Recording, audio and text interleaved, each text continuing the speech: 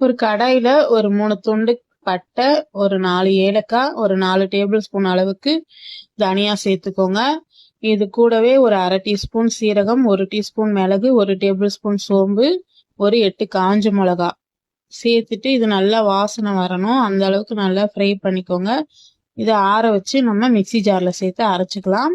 அப்புறம் ஒரு கடாயில ஒரு 2 டேபிள் ஸ்பூன் எண்ணெய், 1 டீஸ்பூன் சீரகம், 1 கொத்து கருவேப்பிலை, 2 காஞ்ச மிளகா அது நல்லா பொரிஞ்சதும் ஒரு 2 பெரிய வெங்காயம் பொடியா கட் பண்ணி சேர்த்துட்டு நல்லா லைட் ப்ரௌன் ஆகணும் அந்த அளவுக்கு வதக்கிட்டு ஒரு 2 டேபிள் ஸ்பூன் அளவுக்கு இஞ்சி பூண்டு பேஸ்ட் சேர்த்துட்டு நல்லா வதக்கி விடுங்க. இதோட பச்சை மணம் போற வரைக்கும் நல்லா வதக்கிட்டு நான் வந்து 1 கிலோ சிக்கனை கிளீன் பண்ணி எடுத்து வச்சிருக்கேன்.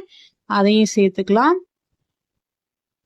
சேர்த்துட்டு இதுல கொஞ்சமா மஞ்சள் தூள், 1 டீஸ்பூன் வெறும் மிளகாய் தூள் சேர்த்துட்டு நல்லா வதக்கி விடுங்க. இப்ப இது கூடவே நம்ம வந்து இதுக்கு தேவையான அளவு உப்பு சேர்த்துக்கலாம்.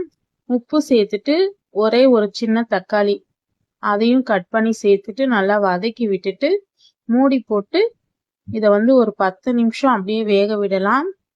தண்ணி எதுவும் சேர்க்க வேணாம். 10 நிமிஷத்துக்கு அப்புறம் சிக்கன் தண்ணி விட்டு நல்லா வெந்து வந்திருக்கும். இந்த டைம்ல நம்ம அரைச்ச இந்த மசாலா பொடியை சேர்த்துட்டு மூடி போட்டு ஒரு 5 நிமிஷம் அப்படியே விடுங்க. இந்த தண்ணியெல்லாம் நல்லா ட்ரை ஆகட்டும். இப்ப எடுத்து நல்லா கிளறிக்கலாம். இது நல்லா வாசனையா இருக்கும்.